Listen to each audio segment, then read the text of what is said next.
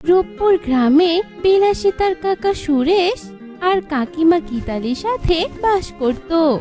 গেল রে গেল, আমার কোমরটা বুঝি ভেঙে গেল রে, আমি মনে হয় আর উঠতে পারবো না। ইস, কে এই কাজ করেছে রে, কে করেছে? এই, এখানে জল ফেলেছে কে বলতো? কার এত বিবেকের অভাব? হ্যাঁ, হায় হায় কাকিমা, এ কি হলো? তুমি এখানে পড়ে গেলে কি করে? তুমি কি একটু দেখে শুনে হাঁটতে পারো না? আমি বালতি ভরে জল নিয়ে যাওয়ার সময় জল পড়ে গিয়েছিল, আর তুমি কি না সেই জলে এভাবে পড়ে গেলে? কি কি বললি তুই? তুই জল ফেলেছিস এখানে? এবার বুঝলাম আমি, তুই আমাকে পঙ্গু বানাতে চাস তাই না, যাতে আমি সারা জীবন বিছানায় পড়ে থাকি। আর তুই আমাকে লাঠিগুতো দিতে পারিস তাই না, আর তুই এ বাড়িতে রাজরানীর মতো থাকতে পারিস। এটাই তো ভেবেছিলিস তুই। আমি সব বুঝি। এসব তুমি কি বলছো কাকিমা? তুমি ভুল ভাবছো। আমি তো আর ইচ্ছে করে জল ফেলিনি। যাই হোক, ওঠো কাকিমা, তোমাকে ঘরে নিয়ে যাচ্ছি, আর তোমার কোমরও মালিশ করে দিচ্ছি। তাড়াতাড়ি ওঠো কাকিমা। এই কথা বলে ঘরে নিয়ে যায়। আর তখনই রাজেশ বাড়িতে চলে আসে, আর গীতালি ইনিয়ে বিনিয়ে কান্না করে তার পড়ে যাওয়ার কথা রাজেশকে বলে। কি ব্যাপার গীতালি, তোর কাকিমাকে ফেলে দেওয়ার জন্য ইচ্ছা করে জল ফেলে দিয়েছিস? তোকে দয়া করে এই বাড়িতে থাকতে দিয়েছি, আর তুই কি না এক্ষুনি যা এখান থেকে, আর কবিরাজের কাছ থেকে ঔষধ নিয়ে আয়। এরপর বিলাসী কবিরাজের কাছে যাওয়ার জন্য বেরিয়ে পড়ে। এভাবেই গীতালি সব সময় বিলাসীর উপরে অপবাদ দিত। কি ব্যাপার কাকিমা, তুমি এত এত হাঁটছো কেন? কোমরে ব্যথা পাবে তো। তোমার কি দরকার আমাকে বলো। একা হাঁটবো না তো কি সারাদিন শুয়ে থাকবো? আর আমার কোমরের এখন ব্যথা নেই, বুঝেছিস? সে আমি বুঝতে পেরেছি কাকিমা, তুমি যে কোমরে খুব একটা ব্যথা পাওনি তা আমি জানতাম। তুমি তো আমাকে ফাঁসানোর জন্য কাকা বাবুর সামনে এমন মিথ্যা অপবাদ দিয়েছিলে। আজকাল তোর বড্ড কথা ফুটেছে দেখছি। হ্যাঁ, তুই আমার মুখের উপর কথা বলতেও দ্বিধা করিস না। আজ ফিরুক তোর কাকা, হয় তুই এই বাড়িতে থাকবি, নয়তো আমি, এই বলে দিলাম। গীতালির কথা শুনে বিলাসী বেশ ঘাবড়ে যায়, আর মনে মনে ভাবতে থাকে, বুঝেছি আজ আর আমার রক্ষে নেই। আজ না জানি কাকিমা আমার বিরুদ্ধে কাকা বাবুর কানে কি বিষ ঢালে, আর না জানি কাকা বাবু আমায় কি শাস্তি দিবে। তার থেকে ভালো আমি অক্ষত অবস্থায় এ বাড়ি থেকে চলে যাই। সুস্থ থাকলে নিজের খাওয়া পড়ার ব্যবস্থা নিজেই করতে পারবো। এসব কথা চিন্তা করে বিলাসী সুযোগ বুঝে বাড়ি থেকে চলে যায়, আর অজানা উদ্দেশ্যে পথ চলতে থাকে। যেতে যেতে বিলাসী জঙ্গলের মধ্যে চলে যায়। সন্ধে নেমে এলো যে, এবার কোথায় রাত কাটাবো আমি? চলতে চলতে তো জঙ্গলে চলে এলাম। এই জঙ্গলে আমি কোথায় আশ্রয় পাবো? এসব কথা চিন্তা করতে করতে বিলাসী জঙ্গলের ভেতর দিয়ে যাচ্ছিল। আর কিছু দূর যেতেই বিলাসী একটা কুঁড়ে ঘর দেখতে পায়। সে কুঁড়ে ঘরে তিনটে দরজা ছিল। সত্যি, উপরওয়ালা কখনো মানুষকে বিপদে ফেলে না। আর বাড়ি ছাড়া হতেই পুনরায় আশ্রয় জুটল। আমি এই কুঁড়ো ঘরে বেশ ভালোভাবেই দিন কাটাতে পারবো। কিন্তু এই ছোট্ট কুঁড়ে ঘরের তো আবার তিনটে দরজা। এবার আমি কোন দরজা দিয়ে ঘরে যাব? বিলাসীর কথা শেষ হতে না হতেই তিন দরজায় তিন পরী প্রকট হয়, আর লাল পরী নীল পরী অস্থির হয়ে বলে, খবরদার এ ঘরে প্রবেশ করো না। তবে আমাদের মতো তুমিও যে ওই রাক্ষসীর ঘরে বন্দী হবে। এই ঘর যে কাল নাগিনীর তৈরি রাক্ষসী ঘর। ও মা, লাল পরী নীল পরী সোনালী পরী, আবার তিন পরী তিন দরজা। কিন্তু তিন পরী তোমরা এখানে বন্দী হলে কি করে? আর এটা আবার রাক্ষসীর ঘর হলো কি করে? তুমি সবটাই জানতে পারবে, তবে তুমি এখান থেকে এখন চলে যাও, নয়তো যে তোমার প্রাণ সংকট হবে। দয়া করে তুমি এখান থেকে চলে যাও। সন্ধ্যের পর যে রোজ এখানে কালো নাগিন আসে। নীলপরীর কথা শুনে বিলাসী সেখান থেকে চলে যায়, আর বড় একটা গাছের আড়ালে দাঁড়িয়ে কুঁড়ে ঘরের উপর নজর রাখতে থাকে। আর তখনই একটা সাপ ফোঁস করতে করতে সেই কুঁড়ে ঘরের কাছে যায়। কি ব্যাপার, তোরা এখনো রক্ত ঝরিয়ে রাখিসনি? তোরা আজকাল বড্ড অবাধ্য হয়ে উঠেছিস। তোরা কি ভুলে গেছিস রাত গভীর হওয়ার পূর্বে আমাকে তোদের রক্ত পান করতে হবে? তুমি রেগে যেও না নাগিন, আমরা এক্ষুনি রক্ত দিচ্ছি। আসলে সোনালি পরি বেশ দুর্বল হয়ে উঠেছে তো, তাই আর কি রক্ত দিতে এমন বিলম্ব। দরজায় থাকা বড় বেলের কাঁটাটা নেয় আর সেই কাঁটার সাহায্যে আঙ্গুল ফুটো করে, আর লাল পরীর হাত থেকে ফোঁটায় ফোঁটায় রক্ত পড়তে থাকে। একইভাবে নীল পরী আর সোনালি পরীও রক্ত ঝরায়, আর সাপটা সেই রক্ত খেয়ে সেখান থেকে চলে যায়। আর এসব কাণ্ড দেখে বিলাসী ঘাবড়ে যায়। এসব আমি কি দেখলাম তিন পরী? এই সাপটা কেন তোমাদের রক্ত খাচ্ছে? আর তোমরা কেনই বা এত ভয় পাচ্ছ সাপটাকে দেখে? ভয় না পেয়ে কি আর উপায় আছে বলো? ভয় না পেলে যে ও আমাদেরকে মেরেই ফেলবে।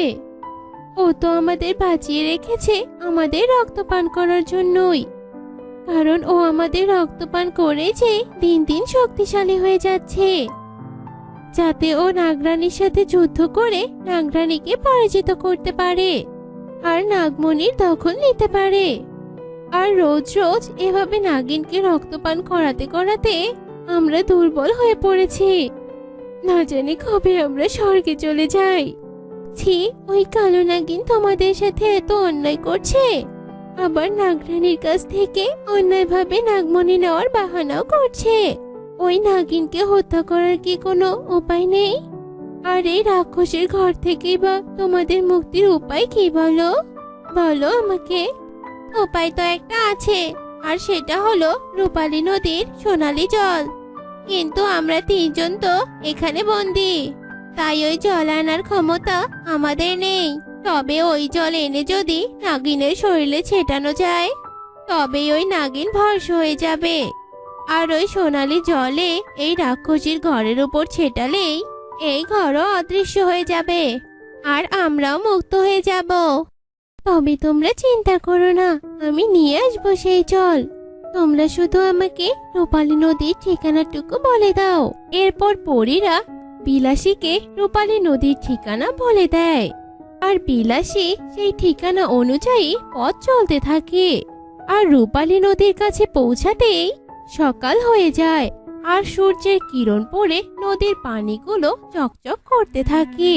তারপর বিলাসী সেই সোনালী জল কলসে ভর্তি করে তিন পরীর কাছে ফিরে আসে। ততক্ষণে সূর্য ডুবে গেছে। তুমি জল নিয়ে এসেছো, তবে আর দেরি করো না, মুক্ত করো আমাদের। নাগিন আসার যে সময় হয়ে যাচ্ছে।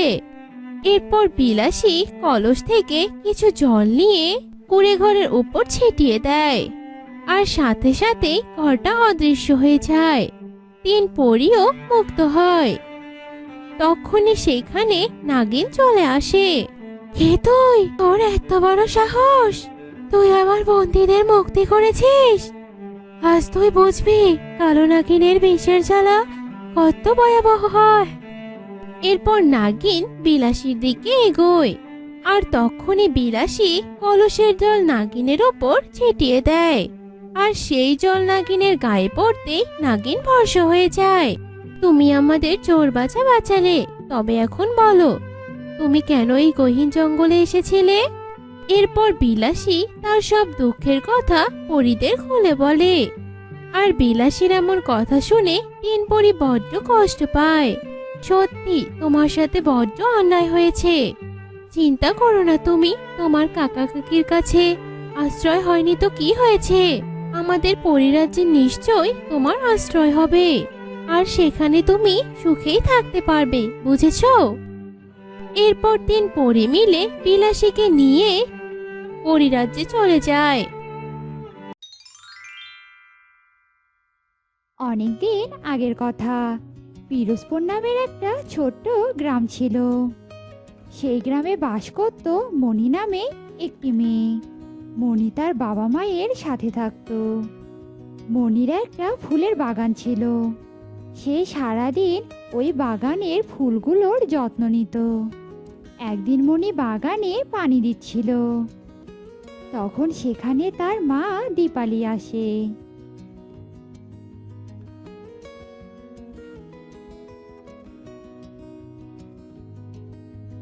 হ্যাঁ রে মা, সকাল থেকেই বাগানে আছিস, খাবি না নাকি? কত বেলা হয়েছে, তোর খিদে পায় না বুঝি?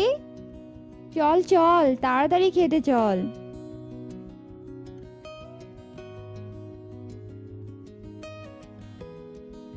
হ্যাঁ মা, আমারও খিদে পেয়েছে, আমি এক্ষুনি যাচ্ছি। মা, তুমি দেখেছো আমি কত সুন্দর বাগান বানিয়েছি? কত সুন্দর সুন্দর ফুল ফুটে আছে এখানে, গোলাপ, গাঁদা, জুঁই, আরো কত ফুল। আমি তো প্রতিদিন এদের সাথে কত কথা বলি। হ্যাঁ, হয়েছে হয়েছে, আর অত ফুল বাগানের প্রশংসা করতে হবে না। এবার খেতে আয় তো দেখি। এরপর তারা দুজন ঘরে চলে যায়। এভাবেই মণি রোজ তার ফুল বাগানের অনেক যত্ন করত। আর সেই বাগানে ছিল একটি লাল গোলাপ, যে নিজেকে অনেক সুন্দরী ভেবে অনেক অহংকার করত।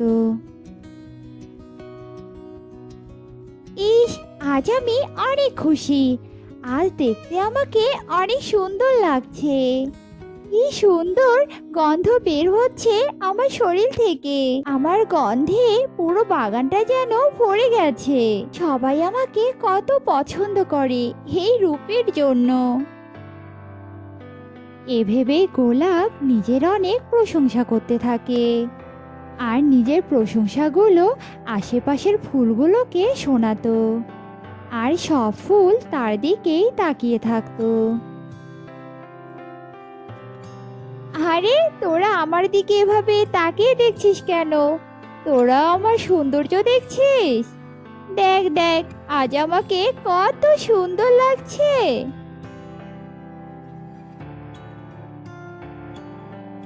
তখন গাঁদা ফুল বলে,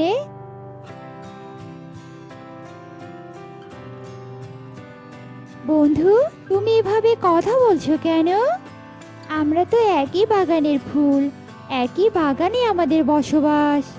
আর ভুলে যেও না, কয়েকদিন আগে কিন্তু তুমি আমাদের মতোই কলি ছিলে।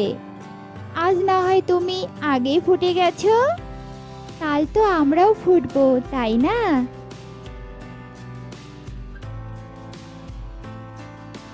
শোন, আমি হলাম তোদের থেকে অনেক সুন্দর, আর তোদেরকে তো কেউ ভালোই বাসে না, আর আমাকে সবাই অনেক ভালোবাসে, আর আমি সবার কাছে অনেক প্রিয়।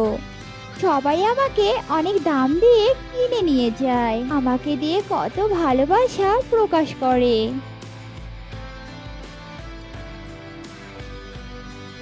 গোলাপের অহংকারী কথা শুনে জুঁই ফুল বলে,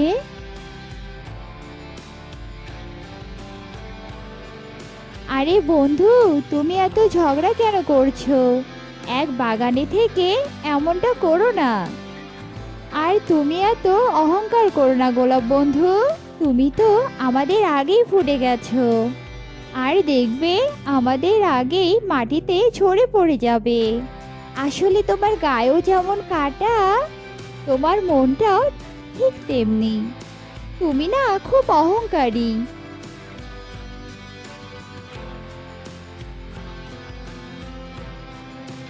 ও, তোদের এখন হিংসে হচ্ছে তাই না? তোরা কি ভেবেছিস তোরা আমার থেকে বেশি সুন্দর? কখনোই না, আমি হলাম ফুলের রানী। তোরা কি আমার মতো রানী হতে পারবি?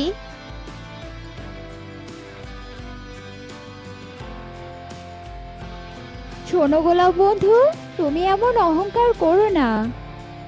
তুমি এমন অহংকার করছো, মনে হচ্ছে মালকিন তোমাকে ঘরে রেখেছে আর আমাদেরকে মাটিতে ফেলে রেখেছে। তুমি যে যত্নে বড় হচ্ছ, ঠিক আমরাও সেভাবেই বড় হচ্ছি। তাই নিজেকে নিয়ে এত প্রশংসা করো না, বুঝলে?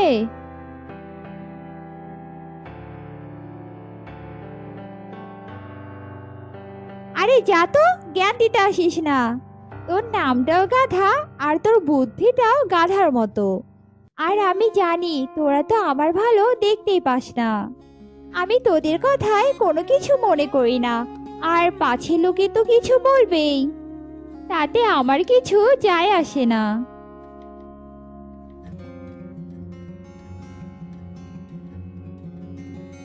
এভাবে প্রতিদিন গোলাপ অন্য ফুলদেরকে অনেক অপমান করত। গোলাপের এমন কথা শুনে অন্য ফুলরা অনেক কষ্ট পেত। একদিন মনির এক বান্ধবী নীলিমা মনিদের বাড়িতে আসে, আর মনি তার বান্ধবীকে নিয়ে তাদের বাগানে যায়। আর মনির বান্ধবী মনিকে বলে,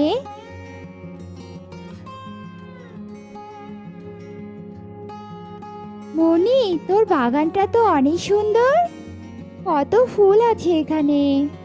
তোর বাগানটা আমার অনেক ভালো লেগেছে।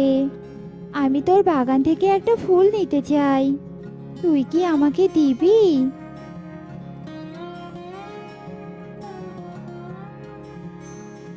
হ্যাঁ, কেন দেব না, বল তোর কোন ফুলটা চাই। আমি ওই লাল গোলাপটাকে নেব।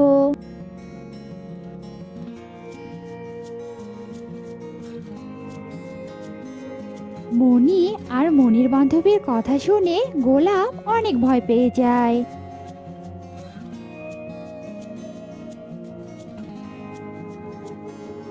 এ কি, তাহলে কি এখনই আমাকে এরা ছিঁড়ে ফেলবে? আমি আর বাগানে থাকতে পারবো না, আমি মারা যাব।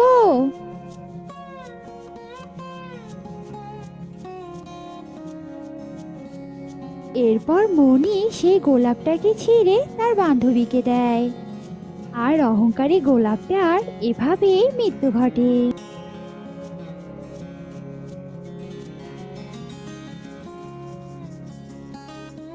তো বন্ধুরা, আমরা এই গল্প থেকে কি শিখলাম? আমরা এই গল্প থেকে এটাই শিখলাম যে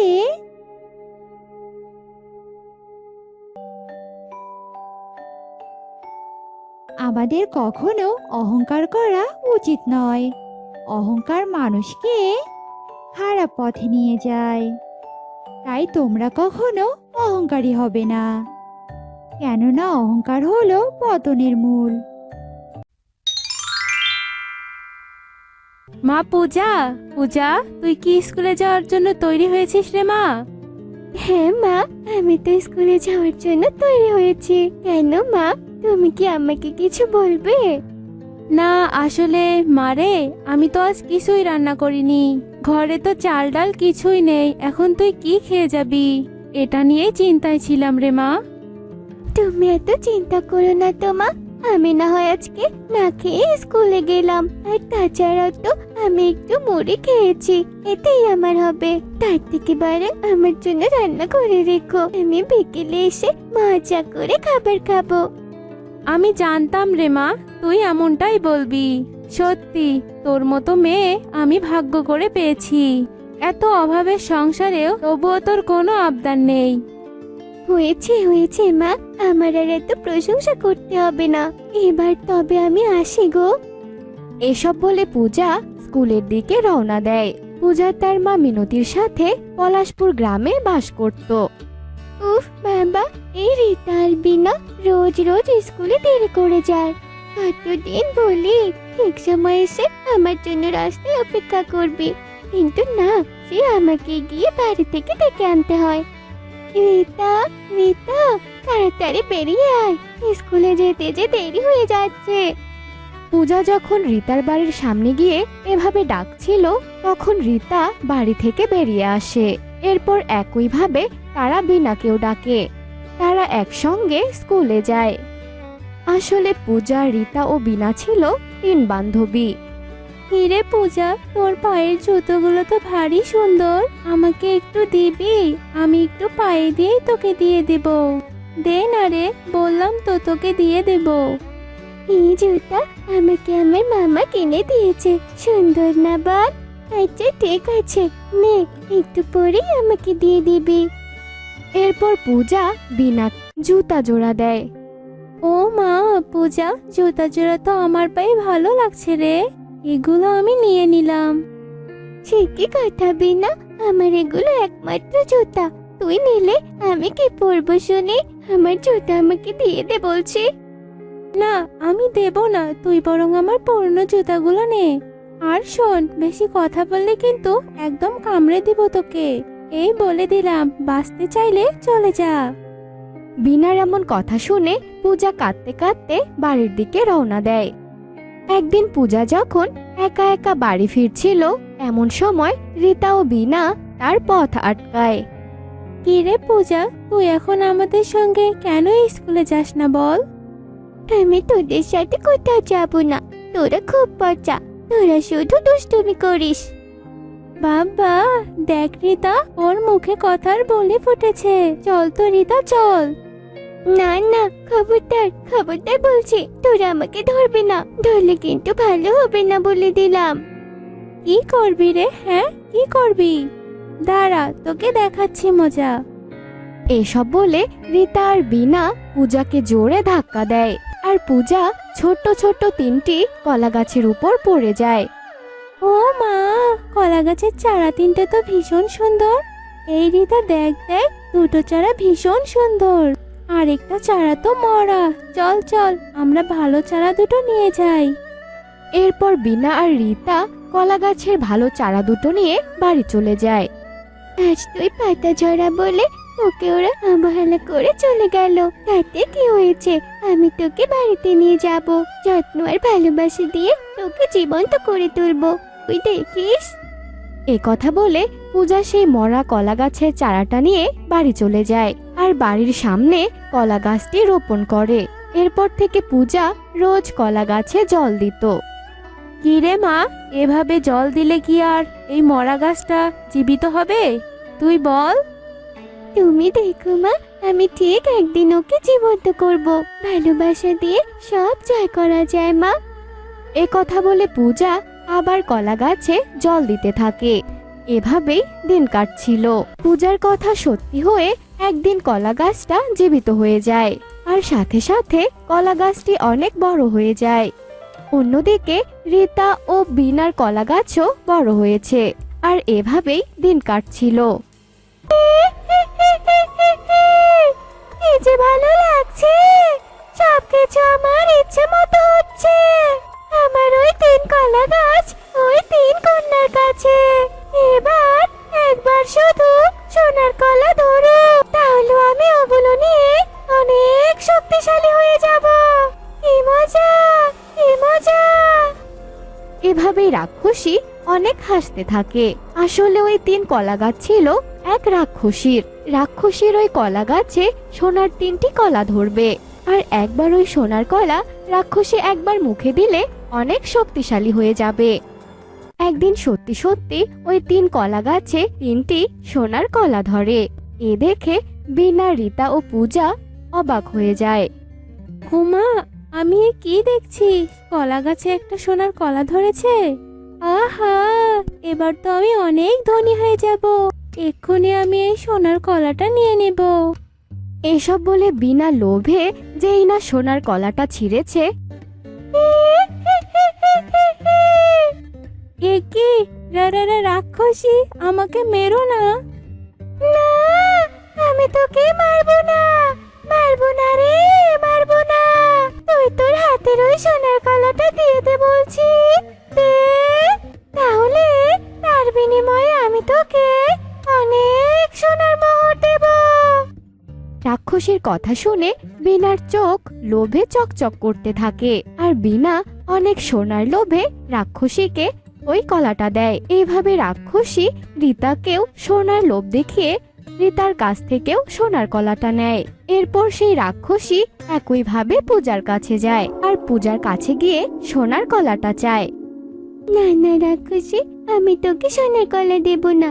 আমি জানি তুই ঠিক অন্যায় কাজ করবি। দিয়ে দে, দিয়ে দে বলছি কলা। তোর গাছের ওই কলাটা যে আসল শক্তিশালী কলা। দিয়ে দে, দিয়ে দে বলছি, নয়তো তোকে মেরেই ফেলবো। রাক্ষসী এসব বলার পরেও পূজা কোনো কথা শোনে না। এরপর রাক্ষসী যেই না পূজাকে মারতে যাবে, তখনই সেখানে একটা পরী আসে। দাঁড়া শয়তান রাক্ষসী, তুই ওকে মারবি না। পূজা, তুমি আমাকে তোমার ওই কলা গাছের কলাটি দাও। ওটা রাক্ষসী হাতে পেলে ও অনেক শক্তিশালী হয়ে যাবে আর সবকিছু ধ্বংস করে দিবে। আর তোমার কাছের কলাটাই যে রাক্ষসীর প্রাণভোমরা আছে। পরীর কথা শুনে পূজা পরীকে সোনার কলাটি দেয়, আর পরী কলাটি আগুনে পুড়িয়ে দিতেই রাক্ষসী ভস্ম হয়ে যায়, আর তার সাথে রীতা ও বিনার সোনার মুদ্রাগুলো অদৃশ্য হয়ে যায়। এরপর পূজা আর পরী অনেক খুশি হয়। তোমাকে অনেক ধন্যবাদ ছোট মেয়ে, তুমি আজ লোভ করনি বলে রাক্ষসী ধ্বংস হয়ে গেল। এরপর পরী পূজাকে অনেকগুলো সোনার মোহর উপহার দেয় আর সেখান থেকে চলে যায়। তো বন্ধুরা, আমাদের আজকের গল্পটি তোমাদের কাছে কেমন লেগেছে তা কমেন্টে জানাতে ভুলো না কিন্তু।